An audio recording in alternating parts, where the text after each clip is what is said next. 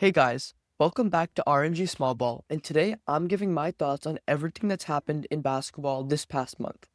We're talking December 2025, the NBA Cup, some standout performances, teams that are rising, and breaking down what we've been watching. Stay tuned for the whole episode and make sure to like, follow, and comment. Let's get into it. So, first off, let's talk about the 2025 NBA Cup because that just wrapped up on December 16th in Vegas. And honestly, it was one of the most entertaining games we've seen all season. The New York Knicks beat the San Antonio Spurs 124 to 113 in the championship game. And this was a massive result. Jalen Brunson was named All-Tournament MVP, and the man has been incredible all year. He basically led the Knicks through the entire group stage and all the knockout rounds to their first ever NBA Cup title. This is huge for New York, a franchise that hasn't had a lot to celebrate in recent years. What's interesting about the Knicks' run is that they had to go through the defending champion Milwaukee Bucks just to get out of their group. They didn't have an easy path at all. In the final against San Antonio, they actually trailed by 11 points late in the third quarter. And I remember watching that thinking the Spurs were going to pull away. The Knicks absolutely took over in the fourth quarter. The energy completely shifted, and they just dominated down the stretch. The bench was huge for them too. Mitchell Robinson had 15 rebounds in just 18 minutes, which is insane production in limited time. That's the kind of effort that wins you championships. Robinson was crashing the glass, getting putbacks, and just giving them extra possessions when they needed them the most. The Knicks' depth really showed up when it mattered, and that's why I think the Knicks are a really good contender for this year's championship. I really think the NBA Cup has been a success, and what I like about this tournament, and I've said this before, is that it actually matters to the players. This isn't just some exhibition or preseason thing. Each guy on the Knicks got $514,000 for winning. That's over $500,000. The Spurs players still got $200,000 each for making the final. That's real money. And you could tell in the games that the intensity was completely different. It wasn't just another December game where guys might be coasting or saving energy. Guys were diving for loose balls like it was May. They were playing playoff level defense. The effort was there every single possession. I think the NBA Cup is really working as a concept. It gives us meaningful basketball in December when we'd normally just be kind of waiting around for the season to really heat up in the playoffs. The stakes are real, the games are competitive, and it's creating moments that people will remember. The Knicks' comeback in that final is going to be talked about for a while, and Brunson adding tournament MVP to his resume is a big deal for his legacy. Now let's talk about the team that currently sits atop the entire league. The OKC Thunder have been absolutely ridiculous this season. They're 27-5 right now, which is the best record in the NBA. And they're not just winning games, they're destroying teams. Their point differential is historic, and we'll get into that in a second. Their defense is legitimately elite, and I'm not just throwing that word around. They're forcing turnovers on a league best 18.7% of possessions, which is absurd when you think about it. That means almost 1 out of every 5 possessions a team is turning the ball over when OKC is on defense. They also lead the NBA in steals per game, and it's not even close. They're creating chaos on every possession, and teams just can't handle that pressure they apply. What makes them so scary is their depth. It's not just 1 or 2 guys, it's the entire roster that can defend at a high level. Alex Caruso is creating havoc on the perimeter.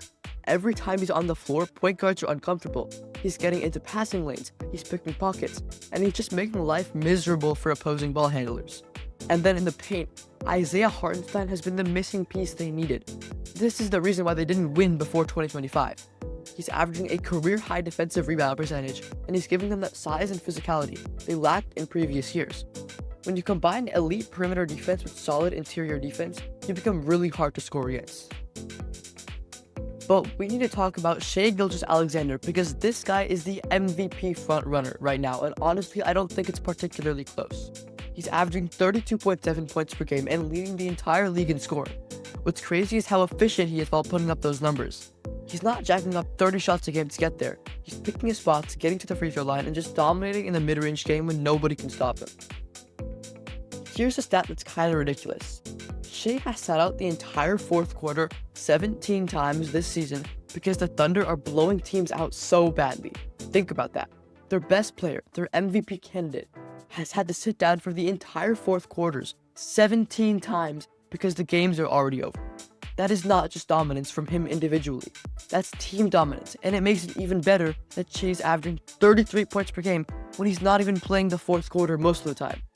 When your superstar is resting in fourth quarters and you're still winning by 20, that's a different level of dominance. The Thunder have the best point differential in NBA history right now at a plus 12.6 per game. That means they're winning by an average of over 12 points every single night. That's better than the 73-win Warriors. That's better than any championship team we've ever seen. Now, obviously, they need to sustain this over the full season and through the playoffs. But right now, the numbers are historic. When your best player is a scoring machine averaging 32 points per game, and your team is winning by double digits every single night, and you have the best record in the league, it's really hard to vote for anyone else for MVP. Shai is putting together an incredible season, and the Thunder are the team to beat right now. Alright, let's talk about Nikola Jokic, because what he's doing right now is honestly absurd. I know Shai Gilgeous-Alexander's having an incredible season, but Jokic also deserves to be talked about. This guy is rewriting the record books on a nightly basis, and we're all just witnessing greatness in real time. Just this past week on Christmas against the Timberwolves, Jokic dropped a 56-point triple-double with 16 rebounds and 15 assists in an overtime win. That sentence alone is crazy, but here's what makes it even more insane. He set an NBA record with 18 points in a single overtime period. 18 points in 5 minutes of overtime. That's video game stuff. He completely took over when the Nuggets needed him the most, and he dragged them to a win basically by himself against a pretty solid Timberwolves team. Then, 2 nights later on December 27th against Orlando, he came right back and had 34 points, 21 rebounds, and 12 assists. That was his 180th career triple-double, which puts him just one behind Oscar Robertson for second all-time. He's going to pass Oscar probably in the next 1 or 2 games. And then the only person ahead of him will be Russell Westbrook. At the rate Jokic is going, he might catch Westbrook too before it's all said and done. He's basically averaging a triple-double for this season with 29.9 points, 12.4 rebounds, and 11.1 assists per game. What's wild is those numbers almost feel normal for him now. We've become so used to Jokic putting up ridiculous stat lines that a 25-point triple-double feels like just another night at the office. This guy is shooting over 40% from 3 this year, while being the primary facilitator, dominating the boards, and carrying the entire offensive load for Denver. He is still the most unstoppable offensive force on the planet, maybe even of all time. The thing about Jokic is he makes the game look so easy. He's not the most athletic guy, he's not jumping out of the gym, but his basketball IQ is off the charts. He sees passes before they develop, he knows where everyone's gonna be, and he's got every shot in his arsenal. Hook shots, fadeaways, threes, floaters, you name it, he can do it. And he does it all while making everyone around him better. That's what separates him from other great scorers. He's not just getting his numbers, he's making the entire team function better when he's on the floor. Now, let's talk about Victor Wembanyama, because he's having a December that proves he's already a superstar, not just a future superstar. He led the Spurs all the way to the NBA Cup final, which is a huge accomplishment for a 21-year-old. On Christmas Day, he put up 19 points and 11 rebounds in a win over the Thunder. It was a statement game. Beating the best team in the league on Christmas in front of a national audience is the kind of moment that announces you've arrived. Wemby is currently averaging 25 points, 11 rebounds, and 4 blocks per game this season. He's becoming more efficient from the three-point range, which is scary because that was supposed to be his one weakness in his game. Now, he's knocking down threes at a respectable clip, and when you're 7'4" with his length, that's basically unguardable. His defense is already at a Defensive Player of the Year level. He's blocking shots at the rim, he's switching onto guards on the perimeter, and he's protecting the paint better than anyone in the league. At 21 years old, that's absolutely terrifying for everyone else. What's really impressive is he's leading the Spurs to real success. They're 23-8 right now and sitting second in the Western Conference. This isn't just empty stats on a bad team. He's winning games and leading a playoff contender. The leap from his rookie year to now has been massive, and you can see the confidence growing every game. He's not hesitant anymore. He's demanding the ball. He's taking over in clutch situations, and he's playing like a franchise player because that's what he is. I want to talk about Houston because they've been one of the biggest surprises of the season, and honestly, nobody saw this coming. They're 18-10 right now and currently sitting 4th in the Western Conference. After years of rebuilding and tanking, they're actually good again, and it's fun to watch. The main reason for the success is Alperen Sengun, even though Kevin Durant's on their team, who's having an absolute breakout month. In December, he's averaging 23 points, 10 rebounds, and 7 assists per game. He's becoming a Jokic light for them, and I don't say that lightly. He's facilitating everything from the high post. He's got great vision, and he's making everyone around him better. He's not as good as Jokic, obviously, no one is, but the style of play is similar. He's a big man who can pass, shoot, and score in the post. That's a really valuable skill set in today's NBA.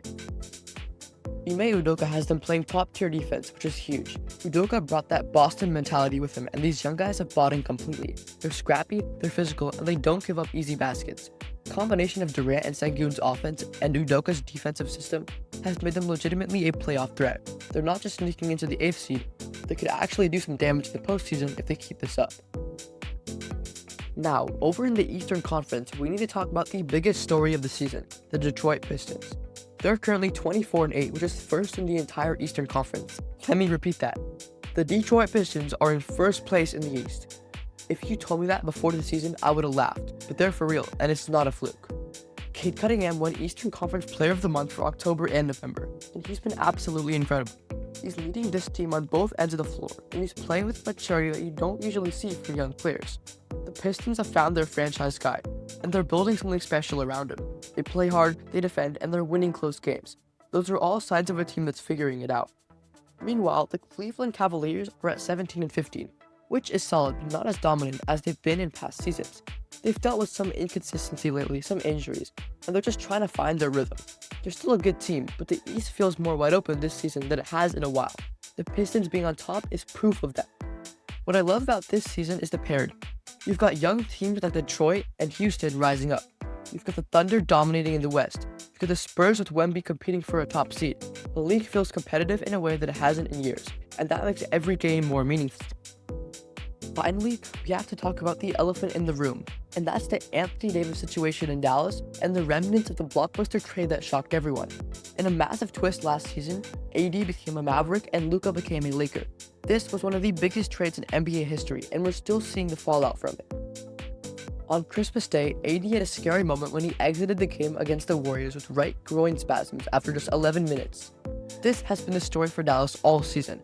When AD is on the floor with Cooper Flag, they've been great. They got two legitimate stars who can dominate on both ends, and the Mavs look like title contenders. The big question mark is AD's health and Kyrie's health. Can he stay on the floor? He's had these injury issues his entire career, and it's the same thing in Dallas. When he's healthy, they're elite. When he's not, they struggle.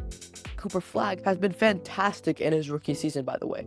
The number one pick is living up to the hype, and pairing him with AD gives Dallas a legitimate foundation for the future.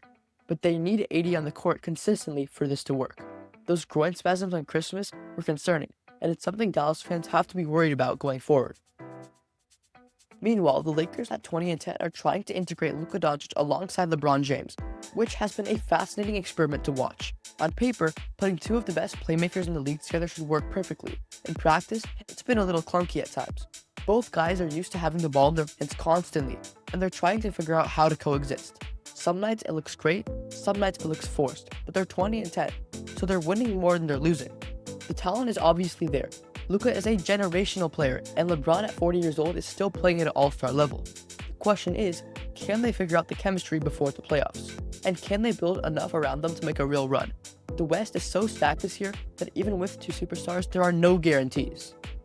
This trade is going to be analyzed for years. Did Dallas win by getting AD and keeping Flag? Did the Lakers win by getting younger with Luka? We won't really know until we see how it plays out in the playoffs and beyond.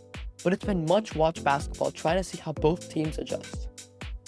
So, to wrap everything up, December 2025 has been an absolutely wild month of hoops. From the Knicks winning their first NBA Cup with Brunson playing out of his mind, to Jokic putting up historic triple-doubles and chasing Oscar Robertson, to the rise of the Pistons and the Thunder as legitimate powerhouses. The league is in a great spot right now. We've got competitive games every night, young stars emerging, and storylines everywhere you look. The Thunder being 27-5 with that historic point differential is incredible. Shea is the MVP frontrunner and deserves it. Wemby is already a superstar at 21 and leading the Spurs to the second best record in the West, and multiple upsets on the league-leading Thunder. The Rockets and Pistons are proving that good organizations can rebuild quickly with the right young talent. And the AD and Luka trade has given us two fascinating experiments to watch in Dallas and LA. As we head into January, I'm watching a few things closely. Can the Thunder maintain this historic pace? Will AD stay healthy for Dallas? Can the Pistons keep this up and prove they're legitimate contenders? And how will Jokic keep topping himself every week? Answers to those questions are going to shape how the rest of this season plays out. Thanks for listening to RG Small Ball. Drop a comment, leave a like, and I'll see you next time.